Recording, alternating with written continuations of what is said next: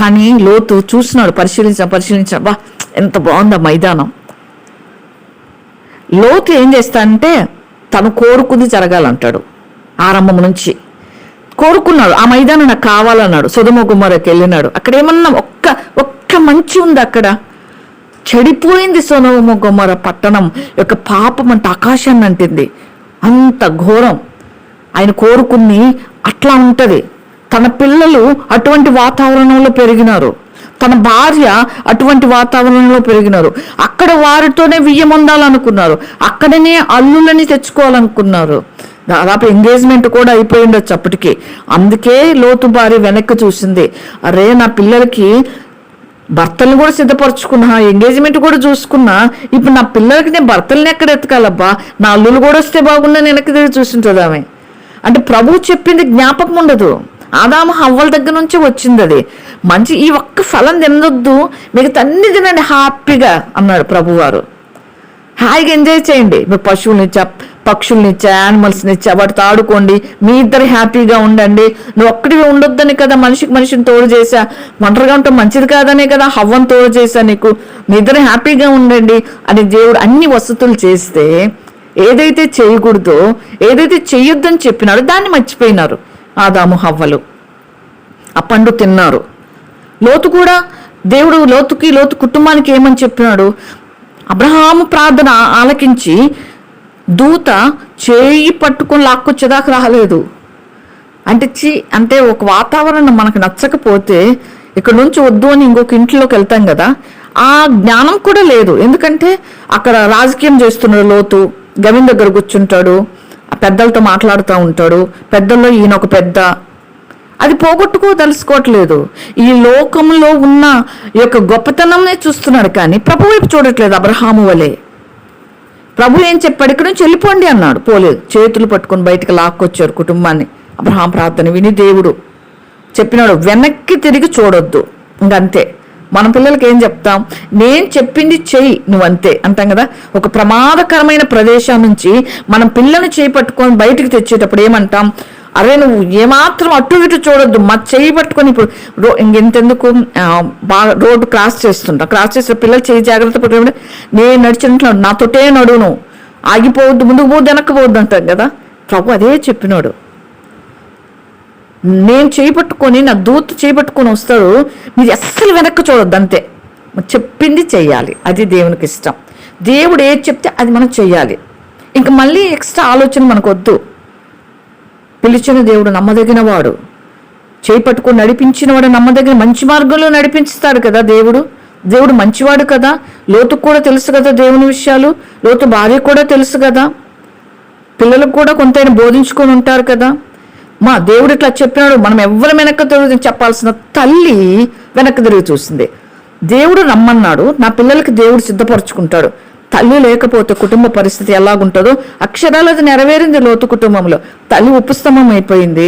తల్లి చూస్తే దేవుడు బొమ్మల చోటికి పోయి అలవాటు లోతుకు లేదు. ఇంకెన్ని విషయాలు చేసినాడో మనకు రాయబడలేదు పరిశుద్ధ గ్రంథంలో. తను ఏదనుకుంటే అదే కరెక్ట్ అనుకుంటాడు లోతు. కాబట్టి అక్కడికి పొమ్మంటే వద్దు, నేను ఇక్కడ దగ్గరలో ఎక్కడ ఉంది సోయరికి ఇక్కడికి పోతా అన్నాడు. సరే పో అన్నాడు. ఎన్నిసార్లు మాట్లాడతాడు దేవుడు? ఒకసారి మాట్లాడతాడు, 2 సార్లు మాట్లాడతాడు, ఎక్కువ సార్లు ఆయన విసిగిచ్చాడు. పో అన్నాడు.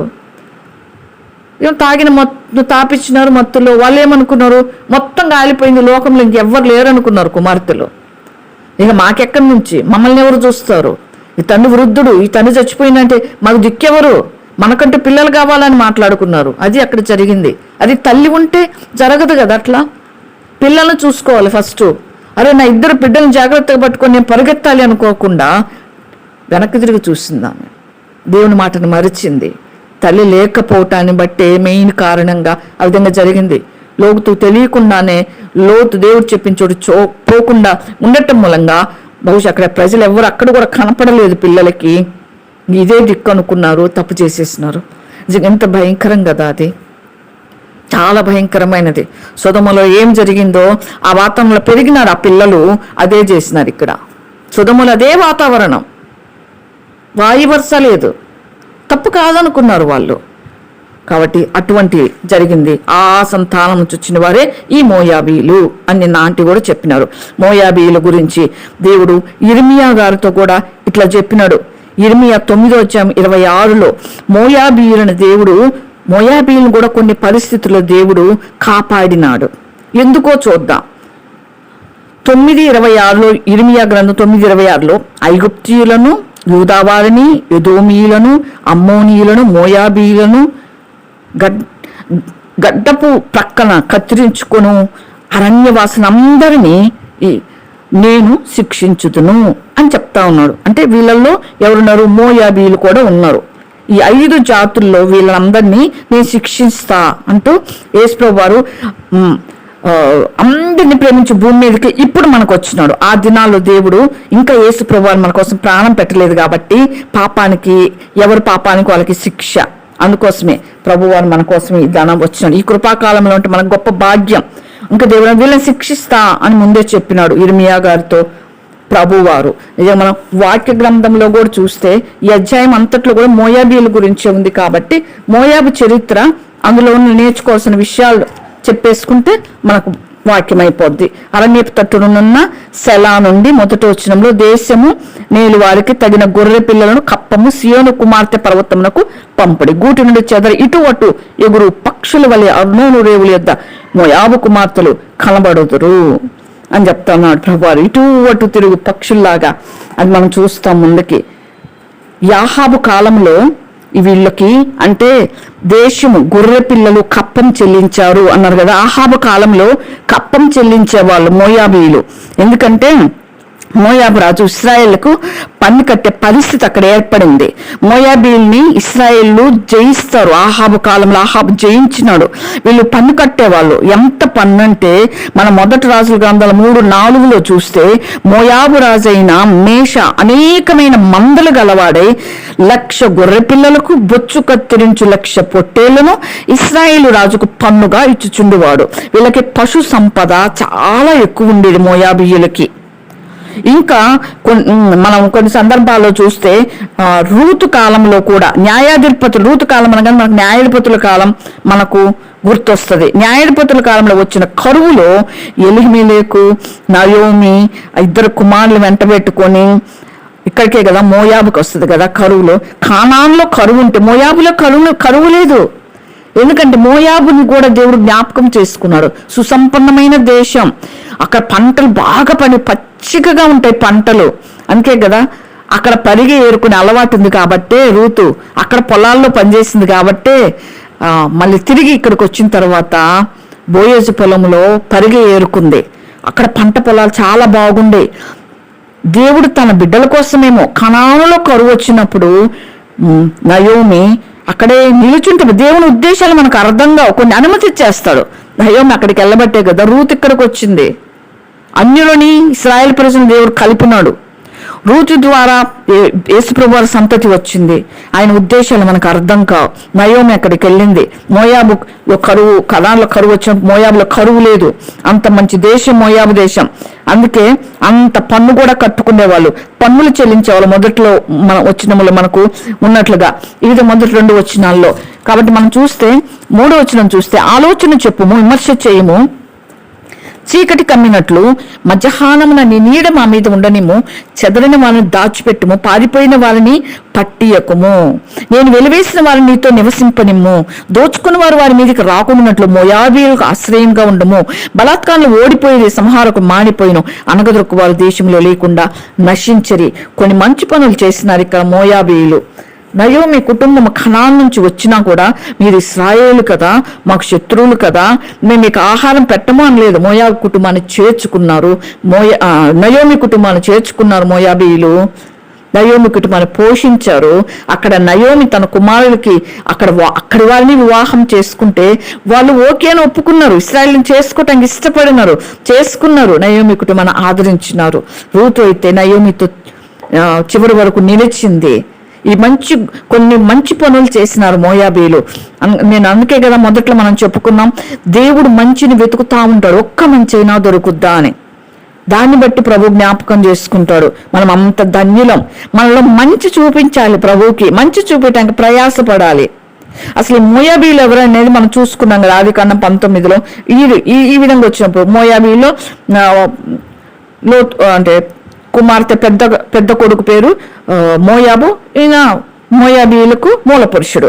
ఆ విధంగా ద్వితీయోపదేశ కాండంలో కూడా వీళ్ళు కనిపిస్తారు. ద్వితీయోపదేశ కాండం 2:9 ఏముంటుందంటే దేవుడే వీళ్ళకి భూభాగాన్ని ఇచ్చినాడు, వీళ్ళని కూడా ప్రేమించాడు దేవుడు.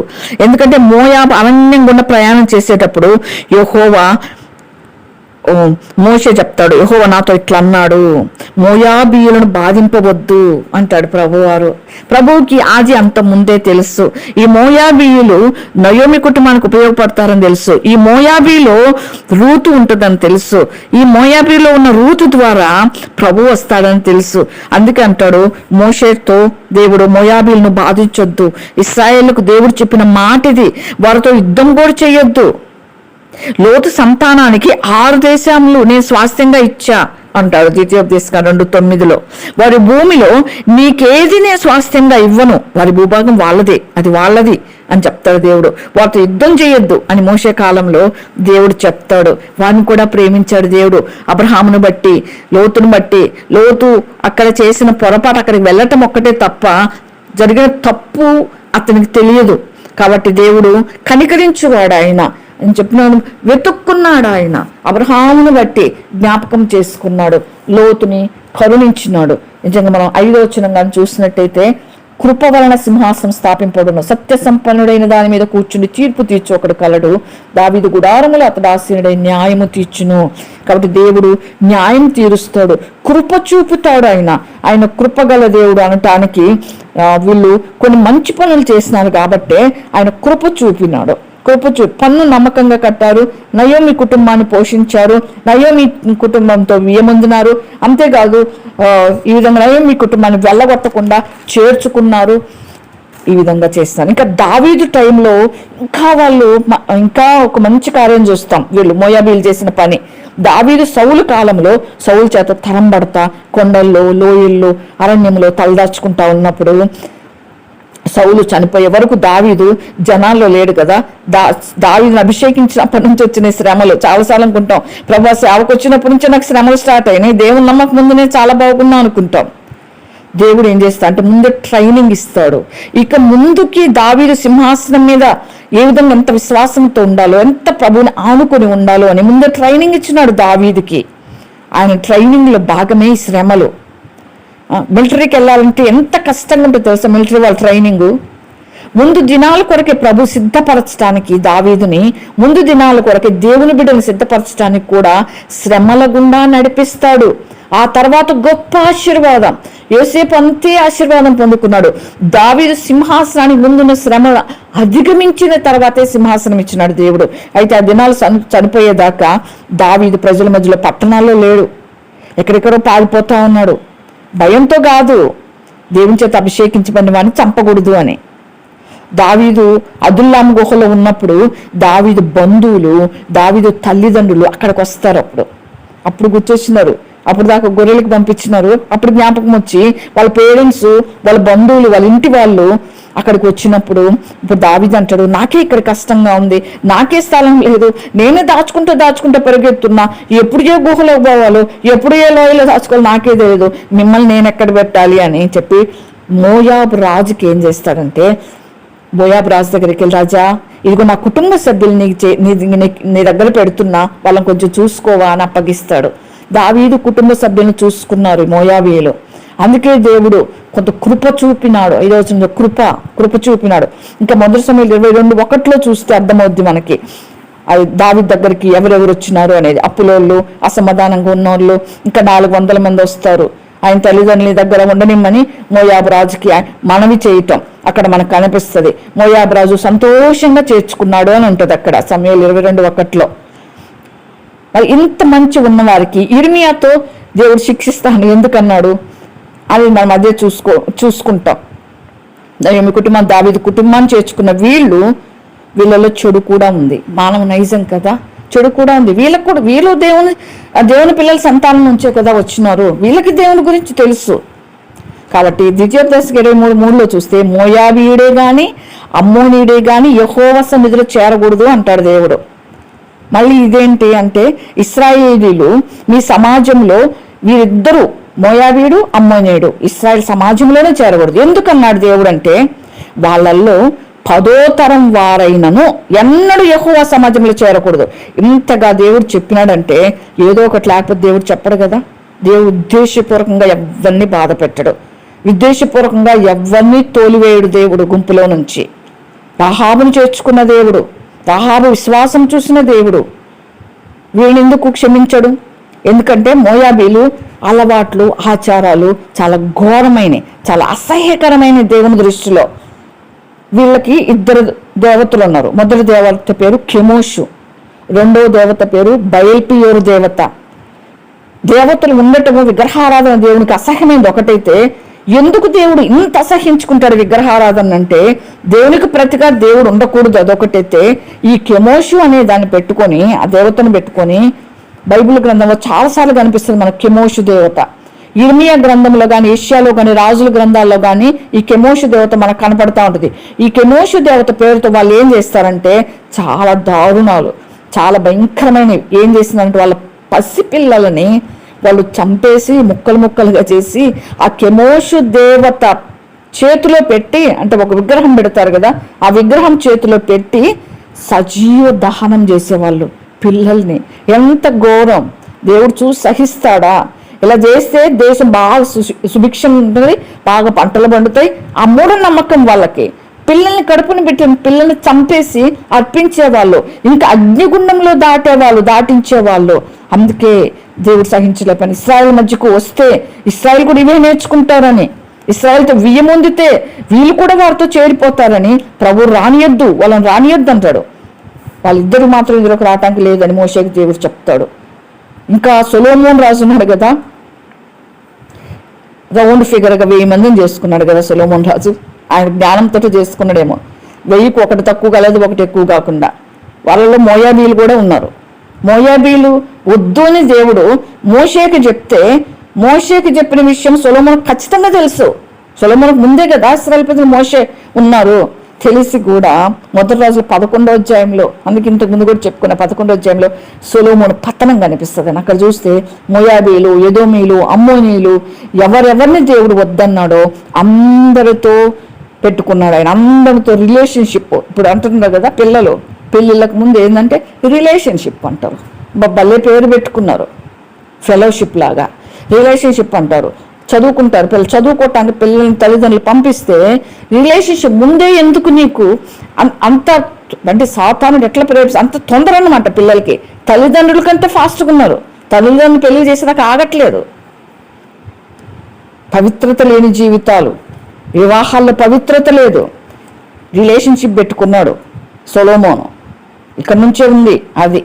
సీదోనీలు, హిత్తీలు వీరు తమ దేవతల తట్టు తిప్పుతారు కనుక వారితో 1000 మంది వద్దంటే చెప్తే కూడా ఏముంటుందంటే అక్కడ మొదటి రాజులో కామాతృత గలవాడై వీరందరినీ చేసుకున్నాడు. 300 మందిని ఉంచుకున్నాడు, 700 మందిని పెళ్లి చేసుకున్నాడు. అక్కడి నుంచే వచ్చింది సొలొమోను కెమోషు అనే మోయాబీల హేయమైన దేవతకు యెరూషలేము ఎదుట నున్న కొండ మీద బలిపీఠం కట్టిస్తాడు. భార్యల దెబ్బ అంటే ఏమంటారు? ఒక భార్య బాధితులు చాలా మంది ఉంటారు. భార్య మాట చెప్పిందంటే వినకపోతే ఫుడ్ ఉండదు, ఇంకేది ఉండదు, మనకూడదు.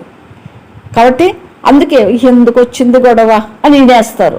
అందుకే దేవుడు హవ్వ దగ్గర నుంచే వచ్చింది. హవ్వ తినబెట్టంగానే హాయిగా తినేసినాడు ఆదాం. అందుకే జాగ్రత్త, స్త్రీలను తిప్పేస్తారు, నేను వాళ్ళు వశపరుచుకుంటారు, నేను కెమోషు దేవత వైపు, నేను వద్దన్న వాళ్ళ వైపు తెచ్చుకుంటారంటే దేవుడు వద్దన్న వాళ్ళందరి దగ్గరికి వాళ్ళని తెచ్చుకుంటే వాళ్ళకి అందరు గుళ్ళు కట్టించేస్తున్నాడు. వీళ్ళు వాళ్ళకి బరులు అర్పించుకుంటా ఉన్నారు. ఎంత భయంకరం అసలు! దేవుడిచ్చిన జ్ఞానాన్ని మర్చిపోయినాడు, దేవుడిచ్చిన ఆధిక్యతను మర్చిపోయినాడు, దేవుడిచ్చిన కళను మర్చిపోయినాడు సొలొమోను. కాబట్టి భయంకరమైన విషయాలు. అందుకే సొలొమోను గారు తన విషయాలు, తన కుటుంబ విషయాలు రాసుకోలేదు. చాలా మంది భార్య బాధితులు చెప్పుకోలేరు, బయటికి చెప్పుకోలేక మౌనంగా ఉంటారు. భార్యలు కూడా బాధపడే వాళ్ళు లేకపోలేదు, కానీ ఎక్కువ శాతం ఈ విధంగా ఉంటారు. ధూపం వేసేవాళ్ళు, ఆ గర్భగుడిలో ఇంకా ఏమేమి ఉండేయంటే, ఎందుకు దేవుడు అంత అసహించుకున్నాడంటే దేవదాసులను పెట్టుకుంటారు ఆ దేవాలయంలో. వ్యభిచారం చేయటానికి అక్కడ వ్యభిచారం జరుగుద్ది. దేవునికి ఇష్టం లేదు, అందుకే విగ్రహారాధన వ్యభిచారం ఆయన సహించడు. వ్యభిచారంతో కదా రోగాలు వస్తున్నాయి. కుదరని రోగం. వ్యభిచారంతో రకరకాల మందులు లేని రోగాలు తెచ్చుకున్నారు. అంత భయంకరం. ఈ దినాల్లో వాళ్ళ మీదకి పోకుండా ఉంటారంట. అందుకని వ్యభిచారానికి పర్మిషన్ ఇచ్చినారు. ఎందుకు పోవటం లేదు? పోయే వాళ్ళు పోతూనే ఉన్నారు. చిన్న బిడ్డల్ని, పసిబిడ్డలను చూడకుండా చేస్తూనే ఉన్నారు. ఇండ్లల్లోనే పాపం చేసేస్తున్నారు. భయంకరమైన జరుగుతూనే ఉన్నాయి. చట్టాలు వచ్చేస్తున్నాయి. పాపానికి చట్టం ప్రోత్సహిస్తుంది. వ్యభిచారం హ్యాపీగా చేసేసుకోండి. రిలేషన్షిప్, భార్య ఉండగానే ఇంకొకరితో రిలేషన్షిప్ పెట్టుకోండి. భార్యకి విడాకులు ఇవ్వకుండానే, లేదంటే భార్యకి చచ్చిపోకుండానే ఇంకొకరితో రిలేషన్షిప్ పెట్టుకోండి. ఇవి చట్టం నేర్పించేవి. తప్పేముంది, చట్టమే చెప్పింది అంటా ఉన్నారు చాలామంది. ఇటువంటి విషయాలు మనం ఇది 14వ వచనంలో చూస్తే ఉంటుంది.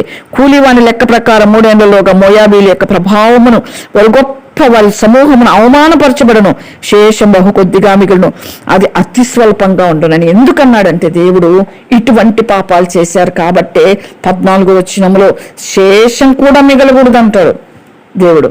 అంత భయంకరమైన తప్పిదాలు, పాపాలు చేసినారు.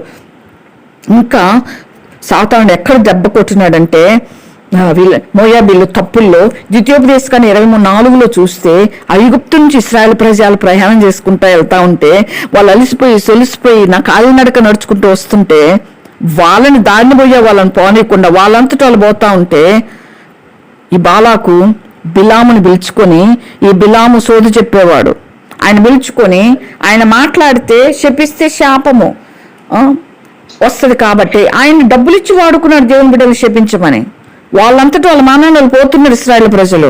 ఈ బాలాకి ఏమైంది? వాళ్ళని శపించాడు. ఎంత ప్రయాసపడ్డాడు మనకు తెలుసు ఆ విషయం. ద్వితీయోపదేశకాండంలో చూడగానే మనకు మోయాబు యొక్క మైదానం, మోషే చివరి దినాలు, మోషే పిస్కా కొండ మీద ఏ విధంగా దేవుడు కనాను చూపించిన ఆ ప్రాంతము, అవన్నీ కూడా మన జ్ఞాపకం వస్తాయి. ద్వితీయోపదేశకాండం 34:5-6 ఉంటది. మోయాబు దేశంలో మోషే మృతి పొందెను అని. బేత్పెయోరు ఎదుట మోయాబు దేశంలో ఉన్న లోయలో అతన్ని పాతి పెట్టబడెను అని ఉంటది. అతని సమాధి ఎక్కడుందో ఇప్పటి వరకు తెలియదు. తెలిస్తే ఇశ్రాయేల్ ప్రజలు ఏం చేసిండే వాళ్ళు, పూజలు చేసిండే వాళ్ళు. ఎందుకంటే ధర్మశాస్త్రం అంటే వాళ్ళకి ఇష్టం కదా. ఆనాడు అంటే ఆ ప్రజలు ఈ ప్రజలు ఐగుప్తులతో వీళ్ళు మిశ్రిత జనం ఉండబట్టి తిరగబడ్డారు. కానీ ఇదంతా ధర్మశాస్త్ర కాలంలో వాళ్ళు అది ఒక బొమ్మలాగా పెట్టుకుని ఉండేవారని తెలియదు. మహమ్మద్ ప్రవక్తని ఎట్లా పూజిస్తారో అట్లా మోషన్ కూడా చేసి ఉండేవాళ్ళు. కాబట్టి ఈ విధంగా మోషే కూడా ఆ మైదానంలోనే, మోయాబు యొక్క దేశం యొక్క మైదానంలోనే చనిపోవడం జరిగింది. కాబట్టి మనం ఈ విషయాలన్నీ కూడా ముందు దినాల నుంచి మోయాబు ఏ విధంగా దాన్ని పోయిన వీళ్ళు ఈ విధంగా వాళ్ళని బాధ పెట్టడం ఇశ్రాయేల్. కాబట్టి దేవుడు ఇంకా సాతాను బిలాము ద్వారా దెబ్బ కొట్టాలనుకున్నాడు. దేవుని బిడ్డలను శపింపజేసి దేవుడు దాన్ని ఆశీర్వాదకరంగా పలికించాడు. శాపాన్ని ఆశీర్వాదకరంగా మార్చే దేవుడు మన దేవుడు. అందుకే బిలాం అంటాడు, ఈ ప్రజల్ని, ఇశ్రాయేల్ ప్రజలు ఎవ్వరు టచ్ చేయలేరు.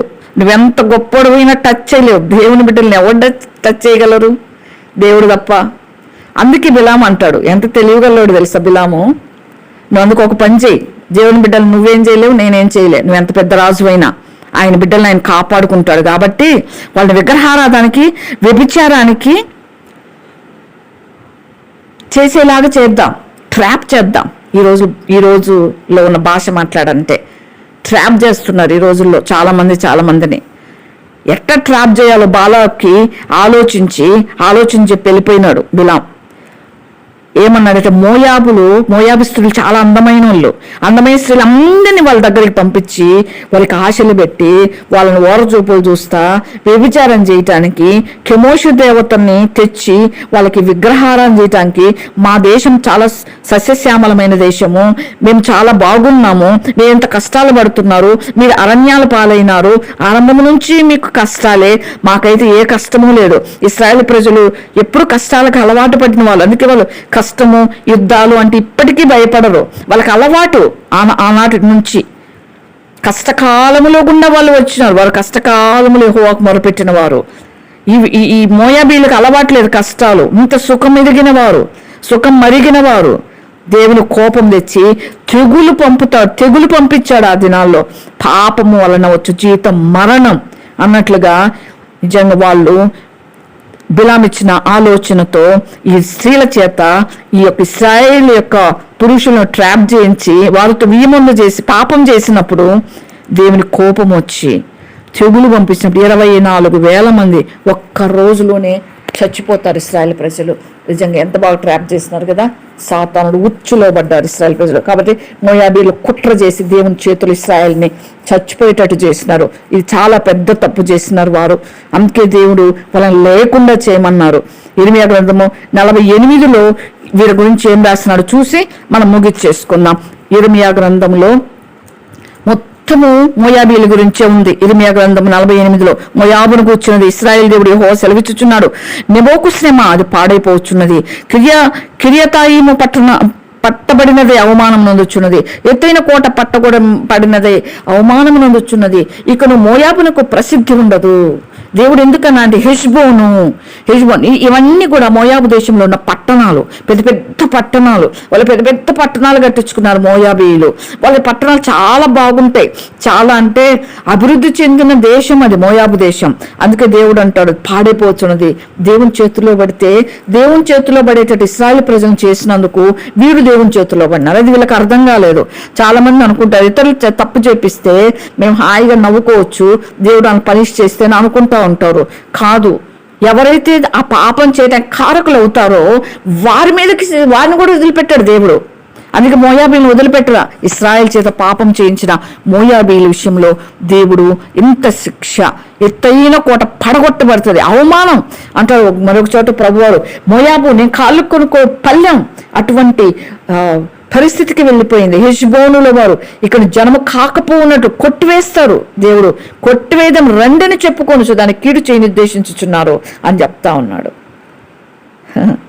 అంటే వాళ్ళు ఏం ప్రగల్భాలు పలికినట్టు మద్మేనా నీవును ఏమీ చేయలేకపోతే ఖడ్గం నేను తరుగుతా ఉంది అన్నాడు దేవుడు. ఆలకించుడి, హొరోనయీము నుండి రోదన ధ్వని ఇది కూడా మోయాబు దేశంలో ఉంది. హొరోనయీము దోపుడు జరుగుతా ఉంది, మహా అపజయం సంభవించుతుంది. మోయాబు రాజ్యం లయమైపోయింది, దాని బిడ్డలు రోదన చేస్తా ఉన్నారు. హొరోనయీం దిగులు వాళ్ళ దేశంలో పరాజయము అంటే అపజయము, రోదన ధ్వని, ఏడ్పు, దుఃఖము, ఏడుస్తా ఉన్నారు. ఏడుస్తూ లుహీతు నెక్కుచు అంటే ఏడ్చుకుంటూ జనులు ఎక్కుతా ఉన్నారంట కొండల మీదకి. పారిపోడి మీ ప్రాణాలు దక్కించుకోండి అని చెప్తున్నా. అరణ్యములో అరూహ వృక్షం వలె ఉండుడి, నీవు నీ క్రియలను ఆశ్రయించినావు, నీ విధులను నమ్ముకున్నావు, నీ పట్టుకునబడతావు. కెమోషు దేవత చెరలోకి వెళ్ళిపోతుంది. నీ నవ్వుకొని నీ బిడ్డలను అర్పిస్తున్నావే బలిగా కెమోషు దేవతకి, అది కూడా పట్టబడిపోతుంది అని చెప్తా ఉన్నాడు ఇర్మియాకి దేవుడు. వాళ్ళ గురించి ఒక్కరు కూడా తప్పించుకోలేరు. వారి యాజకులు అధిపతులు చెరలోనికి వెళ్ళిపోతారు. ఏ దేవుడు చెప్పినట్టుగా సంహారకుడు వారి పట్టణం మీదకి వస్తాడు. ఏ పట్టణం కూడా తప్పించుకోదు, లోయ కూడా నశించిపోదు, మైదానం పాడైపోద్ది. మోయాబునకు రెక్కలు పెట్టుడి, అది వేగరముగా బయలుదేరిపోవాలా అని దేవుడు చెప్తున్నాడు. రెక్కలు కట్టుకొని పోవాలా అంటున్నా, అట్లంతా ఫాస్ట్గా వెళ్ళిపోవాలన్నమాట. వాళ్ళు నివాసం ఎవ్వరు కూడా లేకుండా ఆ పట్టణాలు పాడైపోతాయి అంటున్నారు. ఎందుకంటే దేవుణ్ణి అంత దుఃఖపరిచారు. వ్యభిచారము చేత ఇశ్రాయేలు ప్రజలను తప్పు చేపట్టడం కాకుండా వారి పిల్లల్ని చంపి వారి దేవతకు అటువంటి కార్యాలు చేయడం బట్టి దేవుడికి ఇంత బాధేసింది, ఇంత కోపం వచ్చి ఉగ్రత పంపాడు. యెహోవా కార్యం అశ్రద్ధ చేయబడి శాపగ్రస్తుడు అని ఉంది కదా, ఆ ప్రకారంగా శాపము తెచ్చుకున్నారు. వారికి వారే దేవుని మీదే ప్రగల్భాలు పలికారు. వాళ్ళు రక్తమోర్చుకున్న ఖడ్గం దివారు శాపగ్రస్తు, రక్తమోర్చలేదు వాళ్ళు ఇశ్రాయేలు మీద, పాపం చేయటం కారకులై చంపించారు. అది ఇక్కడ 48:10 చెప్పింది దేవుడు. మోయాబు తన బాల్యం నుండి నెమ్మది నందెను, బాల్యం నుండి వాళ్ళకి నెమ్మదే. ఈ కుండలోనే ఆ కుండలలో కుమ్మరింపబడకుండా అది మడ్డి వలే నిలిచాను, అది అన్నటి చెరలోనికి పోయింది కాదు. ఒక్కసారి శ్రమ వస్తే ఎట్లుంటుంది. ఇశ్రాయేలు ప్రజలకంటే అలవాటు కాబట్టి ముక్కుతాను వెళ్ళిపోతారు. కాబట్టి వీళ్ళకి ఒకేసారి వస్తుంది. మనం అనుకుంటాం కదా అన్ని జనులకు దేవుడు ఎప్పుడు తీర్పు తీరుస్తాడా అని. ఒకేసారి వస్తుంది. ఎప్పుడు? అంత్యక్రీస్తు వచ్చినప్పుడు. వాళ్ళు అస్సలు తట్టుకోలేరు. మనమంటే కొంచెం తట్టుకుంటే దేవుని బిడ్డలం ఓర్చుకుంటా మనకు అలవాటే లేదు. దేవుని బిడ్డలు లోకంలో శ్రమలు ఖచ్చితంగా వస్తాయని ప్రభు చెప్పినాడు కదా అని ముందే ప్రిపేర్డ్గా ఉంటాం. వాళ్ళు ఉండరు, ఇదంతా మాదే, లోకల్ నెమ్మదిగా ఉంది, మాదే పై చేయి, మేమే రాజ్యం చేస్తున్నాం, మేము అనుకున్నట్టు జరుగుతుంది అనుకున్న సమయంలో దేవుడు వస్తాడు. అప్పుడు ఉంటుంది వాళ్ళకి పండగ, పెద్ద పండగ అన్నట్లుగా ఈ మోయాబు దేశం మీదకి వచ్చినట్లుగా వస్తుంది. ఒకేసారి అప్పటి నుంచి సుఖంగా ఉన్న వాళ్ళకి ఒక్కసారి వస్తే తట్టుకోగలరా? అలాంటి పరిస్థితి మోయాబీల మీదకి దేవుడు రప్పించాడు. దేవుని బిడ్డల జోలికి వచ్చిన వాళ్ళ మీదకి, దేవుని బిడ్డలతో పాపం చేయించి దేవుని బిడ్డల్ని చంపించిన వారి పరిస్థితి ఇది. ఇలా ఉంటుంది దేవుని బిడ్డల జోలికి వస్తే. ఇంకా ఉంటారు ఇశ్రాయేల్ వారు తాము ఆశ్రయించిన బేతేలుని బట్టి సిగ్గుపడినట్లుగా. ఇశ్రాయేల్ ప్రజలు ఒక టైంలో బేతేలుని ఆశ్రయించారు. ఎందుకంటే బేతేలుని ఆశ్రయింపకుడి, ఐగుప్తును ఆశ్రయించొద్దు అని. దేవుని బిడ్డలే సహించలే దేవుడు. ఈ మోయాబీలు కెమోషను బట్టి సిగ్గుపడతా ఉన్నారని చెప్తున్నాడు. మేము బలార్జునం, మేము యుద్ధశూరులం అని చెప్పుకుంటున్నారు కదా. మోయా పాడైపోతుంది. శత్రువు దాని పట్నం చొరబడతా ఉన్నారు. వాళ్ళ యవ్వనులు శ్రేష్ఠులు వదకపోతారు. సైన్యపతి యెహోవా పేరు గల రాజు సెలవిచ్చిన మాట ఇది. యెహోవా అని పేరు గల రాజు, రాజులకు రాజు చెప్తా ఉన్నాడు ఈ మాట. మోయాబుని సమూహం నాశనం సమీపించుచున్నది.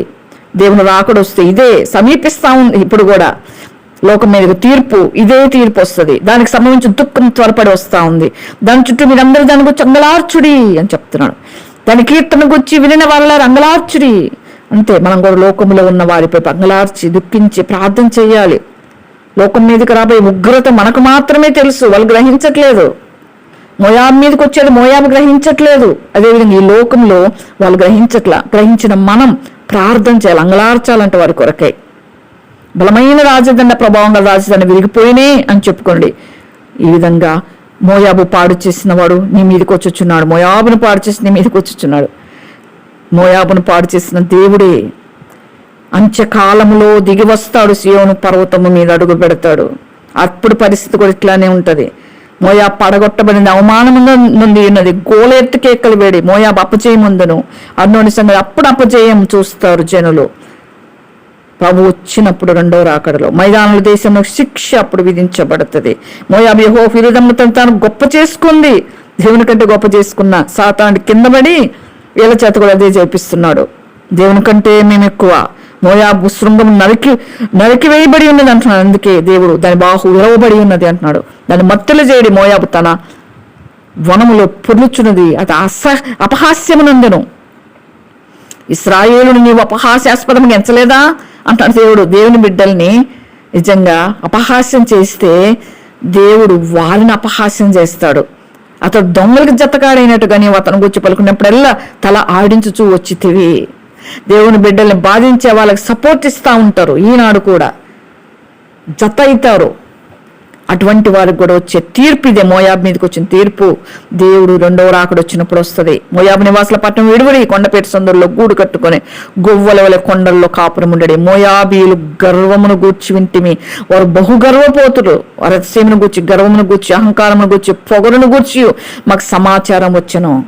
ఇది చూడంగానే లూసిఫర్ వీళ్ళలో ఎంటర్ అయినాడు.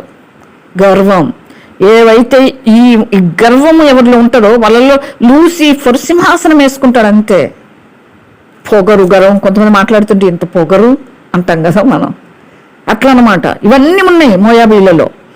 చేయదగని క్రియలు వాళ్ళు బహుగా చేయిస్తా వస్తున్నారు. మోయాబు నిమిత్తం మంగళారుస్తున్నా దేవుడు ఊరుకుంటాడా? నలకొల్లబడిన అయ్యో వీళ్ళోబడింటే బాగుండేది అనుకుంటాడు. మోయాబు అంతటి నుంచి వచ్చి కేకలు వేస్తా ఉన్నా అంటున్నాడు.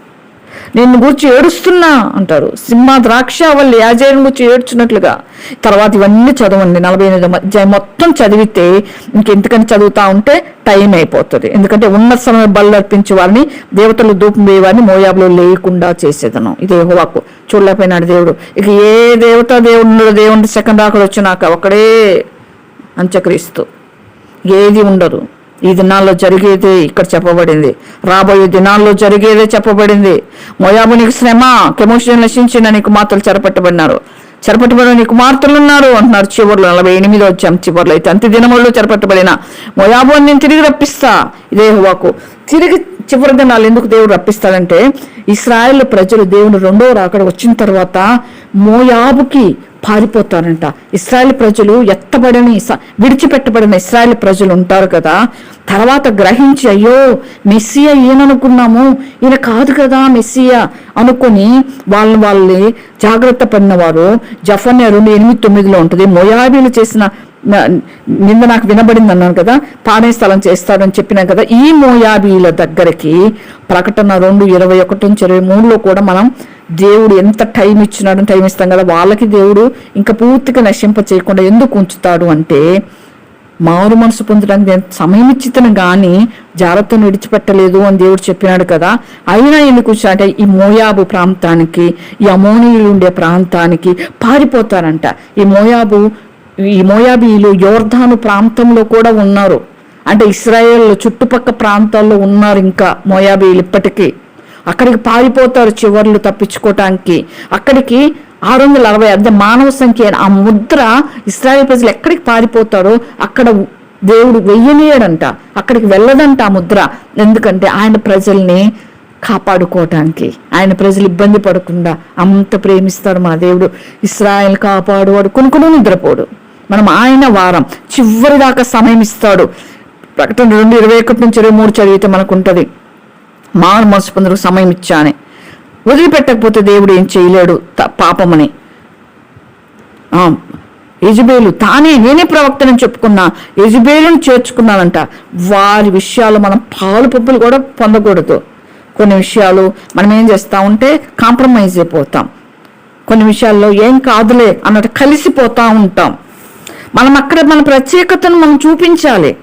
కలిసిన దేవుడు ఒప్పుకోడు. యెజబేలు ప్రవక్త అని చెప్పుకుంటే చేర్చుకున్న వాడిని కూడా ఒప్పుకోలేదు. కాబట్టి అటువంటి ఈ ప్రాంతాలకి పారిపోతారు. ఎందుకే ఇంకా మోయాబీలు కూడా దేవుడు ఆ విధంగా కొంతవరకు కరుణిస్తూ వచ్చినాడు. ఈ యోర్దాను ప్రాంతంలో మోయాబు దగ్గరికి చివరి దినాల్లో ఇశ్రాయేల్ ప్రజలు కూడా ప్రతి జాతి వారు కూడా ఏదో ఒక సమయంలో దేవుని ప్రజలకు ఉపయోగపరమైన వారిగా ఆయన చేసుకుంటాడు. కాబట్టి మనము ఆ విధంగా ఉండాలి. మనం అయితే ప్రభుని గట్టిగా పట్టుకోవాలి, ప్రభు కొరకే జీవించాలి. దేవుడు మనలో మంచినే చూస్తూ ఉంటాడు. నా బిడ్డలు ఎంత మంచిందో అని. మనకు మంచే కనపడితే ఆయనకు మనం పరీక్షించడం కూడా ఆపేస్తాడు. నా బిడ్డ ఇంకా తప్పే చేయదు, నా బిడ్డ నన్నే నమ్ముకుంది, నేను చెప్పినట్టే చేస్తుంది, నేను అక్కడికి పోయి దూకు అన్నా దూకేస్తుంది అని ప్రభు ఇంకా మనం పరీక్షించే పనే ప్రభుకు ఉండదు. ఎంత హాయిగా ఫీల్ అవుతాడంటే మన పిల్లలు చక్కగా చదువుకొని మన పిల్లలు ఇక తప్పు చేయదు. నేను ఆ పిల్లలు పెంచే విషయంలో నేను హాయిగా ఉంటా. నేను చదువుకోమని చెప్పాల్సిన అవసరం లేదు, వాళ్ళకి డిసిప్లిన్ నేర్పించాల్సిన అవసరమే లేదు. వాళ్ళే నేర్చుకుంటారు. ఎంత లేట్ నైట్ చదువుకొని పడుకున్న మన్నా మోకరించి బైబిల్ చదివి ప్లాన్ చేసుకున్నా పడుకోడు. ఆ పాటికి నేను నిద్ర కూడా పోయింటా. నేను చెప్పాల్సిన అవసరమే లేదు. ప్రార్థన చేసుకోవటం, బైబిల్ చదువుకోవటం, దేవుని పైన ఆధారపడటం, జరిగే విషయాలు మేము చర్చించుకుంటాం. నాకు ఇంకా వాళ్ళు కొన్ని విషయాలు చెప్తా ఉంటారు. ఇంకా అసలు అంటే ఇతరుల మీద గొనుక్కోవటం, ఇతరుల మీద ఆయాసపడటం మన్నా అయితే అసలే ఇష్టపడాడు. నిజంగా మన ప్రభువు కూడా మనం ప్రభు విషయాల్లో మనం అంతగా ఉంటే నమ్మకంగా హాయిగా ఫీల్ అవుతాడు యేసయ్య కదా. కష్టమే ఉండదు. కొంతమంది పిల్లలు పెంచలేక అమ్మాయిలకు చెప్పలేని బాబాయ్ ఎంత విసుగు ఫీల్ అవుతుంటారు. కానీ మన దేవుడు కూడా మనం అటువంటి రిస్కులో పెట్టకూడదు. ఆయనకి నమ్మకంగా ఉండాలి, ఆయన చెప్పినట్టు చెయ్యాలి. ఆయన ఇంకా మనల్ని వెతికే కార్యక్రమంలో ఉండకూడదు. ఎదగాలి. మనం ఇంకా పాలు తాగే వారంగా ఉండకూడదు. బలమైన ఆహారం తినాలి. ఇక చివరి దినాలు వచ్చేసినాయి, అన్ని విషయాలు తెలుసుకోవాలి. అంతటందరూ మారుమనసు పొందాలని ప్రభు ఆగినాడు. అంతే కరువు దినాలు కూడా స్టార్ట్ అయినాయి ఇప్పుడిప్పుడే. కాబట్టి మనం ఆ ముద్ర కూడా విప్పబడి ఆ నల్లని గుర్రం కూడా ప్రవేశించింది.